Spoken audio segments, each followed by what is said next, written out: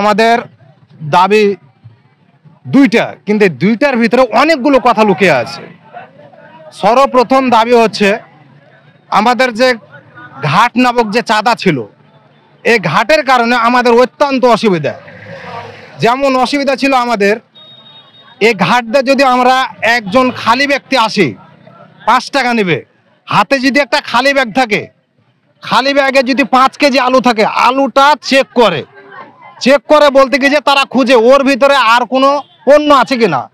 পণ্য যদি থাকে আবার উপরন্ত 10 টাকা 15 টাকা 20 টাকা নিয়ে নেয়। 2, তারপরে ইতিপূর্বে আমরা ইন্ডিয়া থেকে যখন মাল নিয়ে আসতাম, এর চাইতে মানে অনেক গুণ ভালো ছিল। ইন্ডিয়ার যে পণ্যগুলো নিয়ে আসতাম তার চাইতে এখন বেশি করে টাকা নেওয়া হয়। এগুলো কি তাহলে আমরা এখন কি ইন্ডিয়াতে বসবাস করি না বাংলাদেশে বসবাস করি? এগুলো আমাদের কোনো পার্থক্যই নাই আমাদের চলাফেরা দেখে। বান্ডেল থাকলে প্রতি সেনমানিতে টাকা বাঁচবে। বিকাশ সেনমানি বান্ডেল কিনে জিতুন প্রতি লেনদেনে। বছরের শোষণ, নিপীড়ন, নির্যাতন থেকে মুক্তির জন্য চিরস্থায়ীভাবে চর আষাঢ়িয়াদহ ইউনিয়ন এবং আলাতুলি ইউনিয়নের যে নৌকা দ্বারা পারাপার, এই পারাপারের ঘাটগুলো স্থায়ীভাবে বাতিল চাই।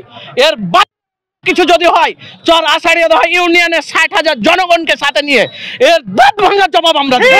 আপনাদের এই ঘাটগুলো নিয়ে আমাদের মোট বোধহয় 3টা ঘাট। জি স্যার। এই ঘাটগুলো নিয়ে আপনাদের যে সমস্যাগুলো হয়, আসলে আমরা চেয়েছিলাম একেবারে মিনিমাম যেটা 20 টাকা বা এরকম একটা ধার্য ইয়া ছিল, সেটা যেহেতু মেনটেন করা হচ্ছে না, এই জন্য আমরা তাৎক্ষণিকভাবে আমরা শুধুমাত্র খাস আদায়ের জন্য সেটা আমাদের ইউনিয়ন পরিষদের সম্মানিত চেয়ারম্যান মহোদয় ছিলেন, ইউনিয়ন পরিষদের উপর আমরা দিয়েছিলাম, যাতে অন্য ইজারাদার বা কেউ থার্ড পার্সন বাড়তি কেউ আপনাদেরকে ঝামেলায় ফেলতে না পারে। তো এটি এখন চলছে।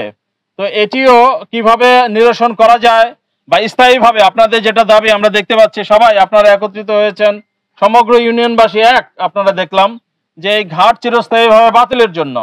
তো এটি আমরা আমাদের তদন্ত প্রতিবেদন আমরা আমাদের স্থানীয় সরকার বিভাগ, আসলে জেলা পরিষদ বা উপজেলা পরিষদ স্থানীয় সরকার বিভাগের অনুমোদন ছাড়া বা তাদের প্রশাসনিক অনুমোদন ছাড়া আমরা এটি কখনোই ঘোষণা দিতে পারি না।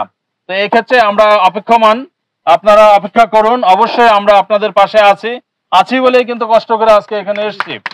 তো সেই ক্ষেত্রে আপাতত আমরা যেটা শুনেছি, বা আপাতত বোধহয় আপনাদেরকে খুব একটা কষ্ট করতে হচ্ছে না, মানে বাড়তি যে টাকা দেওয়া সেটি তো দেওয়া হচ্ছে না মনে হয় এখন।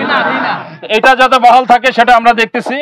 আর বাদ বাকি যেটা চিরস্থায়ী একেবারে বাতিলের জন্য, সেটি আমাদের মাননীয় বিভাগ কমিশনার বা আমরা সুপারিশ করে লোকাল গভর্নমেন্ট থেকে কিভাবে আমরা এটা আদায় করতে পারি, সেক্ষেত্রে আপনাদেরও ভূমিকা আছে। আমি আশা করি সম্মিলিত প্রয়াসের মাধ্যমে আপনাদের এই দীর্ঘদিনের এই যে বছরের পর যুগের যে দাবি, এটি ইনশাল্লাহ আমি মনে হয় যে এটি আমরা প্রতিপালন করতে পারবো, সেই লক্ষ্যেই আমরা যাচ্ছি।